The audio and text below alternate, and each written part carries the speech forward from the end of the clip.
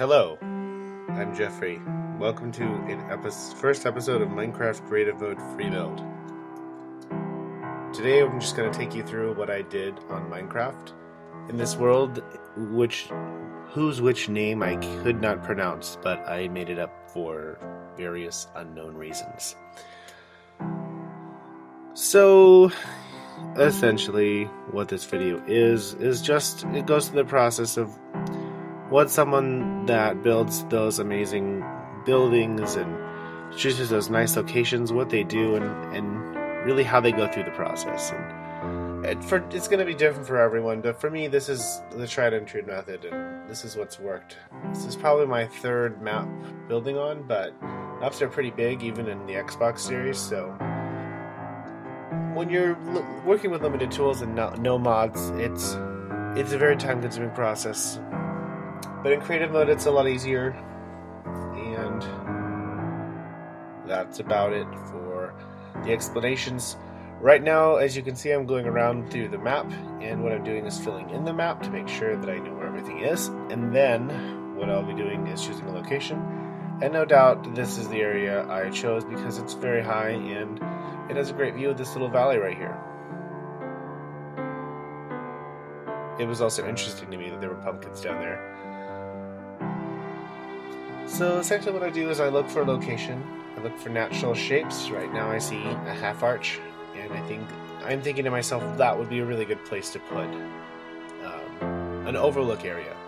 And so the first thing I do is when there's a pretty tall obstacle in the way, I light some TNT and blow it up.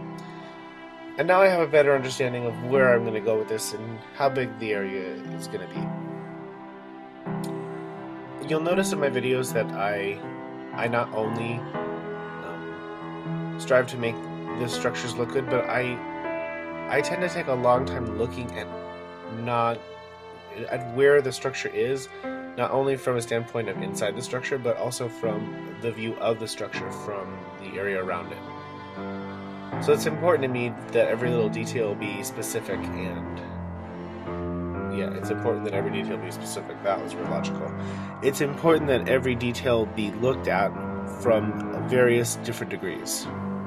For example, this one, there's multiple viewpoints. There's a space on the left and right side of that ridge, right from that perspective, and it's important that the building looks good from both sides, so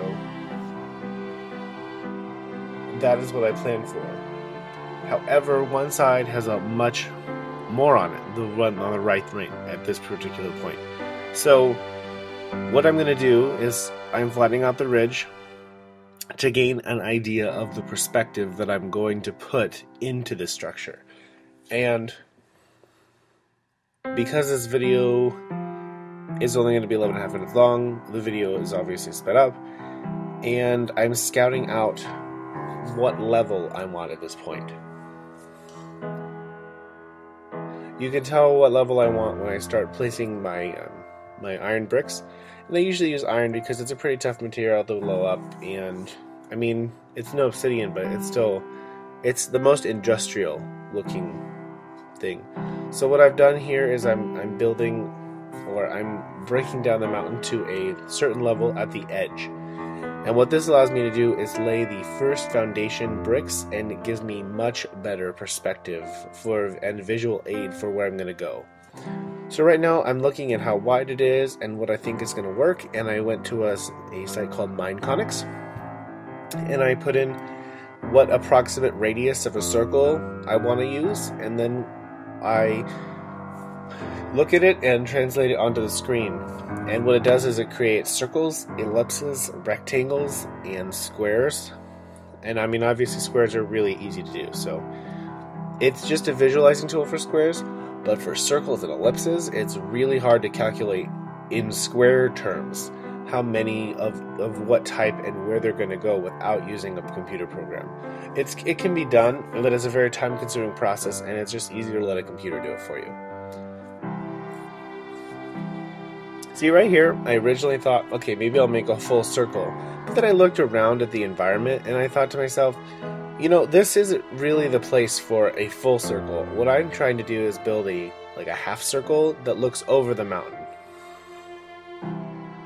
For those of you new to Minecraft, the little circles just indicate that I drank a potion that lets me see at night.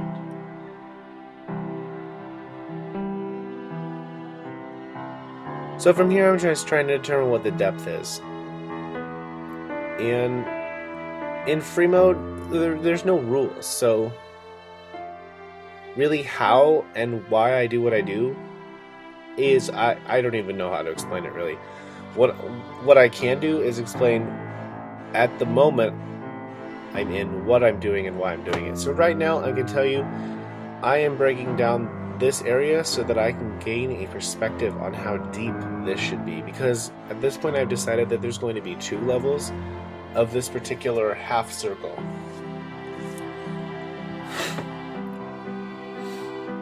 I can tell you that my next step is going to be laying down a floor, not only because I just saw the video again, but because it's one of the most time-consuming processes, and when you play Minecraft you'll probably note this, but one of the easiest things to do is to build vertically. You simply hold left trigger, which puts down a block, and then hold A, which rises you up in creative mode, and it'll go and literally build whatever you want. But for this particular build, what I'm doing is breaking stuff down right now, and that just takes forever. And horizontal building takes a long time because you're limited on how fast you can build horizontally. You can't quickly go side to side.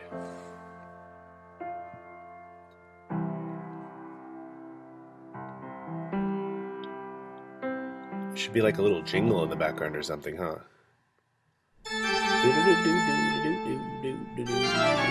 I don't know. So, this is me breaking down the edges at this point and joining them to the line I made earlier.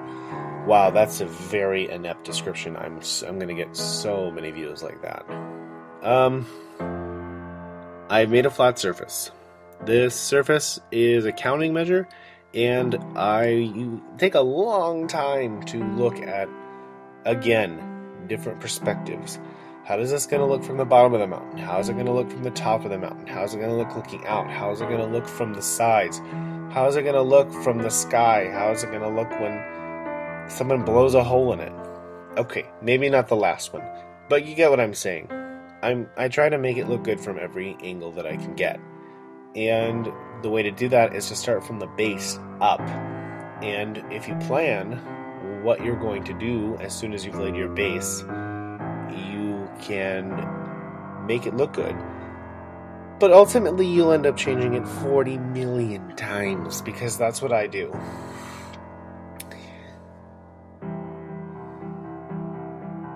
And I know not everyone's going to do what I do, but ultimately the biggest and best buildings in Minecraft are done on the PC version, and this is the Xbox 360 version. The area within the world is a lot smaller. I'm actually not even sure that Minecraft has a limit on the PC version, but on this one I think it's 380 or 400 blocks radially on a square axis, so about 800 side to side, 800 up and down. That's a lot of freaking blocks for one layer, and there's 200, 300, I can't remember, but you can go up way above how high you can build. So I think you can go up like 400 places, and you can only build to like 2 or 3, 250, I don't remember. Don't quote me on that. It ends up being like a lot of millions of bricks that you can utilize though. The secret to Minecraft is using a variety of bricks. So my wife wanted me to point out how I'm doing the quick maneuvers. I think everyone that's ever played Minecraft, that's done creative mode and has built stuff like this, knows that it's going to take you forever if you go and break everything out and then go and fill everything in. So the first thing you want to do, if you're at that position where you filled in bricks but you want to change them, is select the brick you want to change it to, break it, and then fill the brick in while the reticule in the middle of the screen is still pointed at that place. And continuity and keeping to a regular look is really key here. So now I'm starting to build the floor. This is I've looked online a lot, and this is one of my favorite floor plan designs. So I use this when I think that there needs to be a high contrast, especially like in an overview window.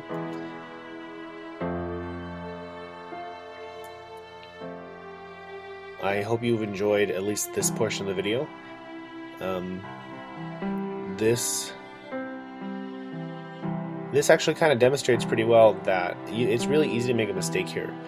And it's really important to keep track of where your reticule is going and where in the pattern you're at. Because the second you lose focus on where in the pattern you're at, you end up... you screw it up.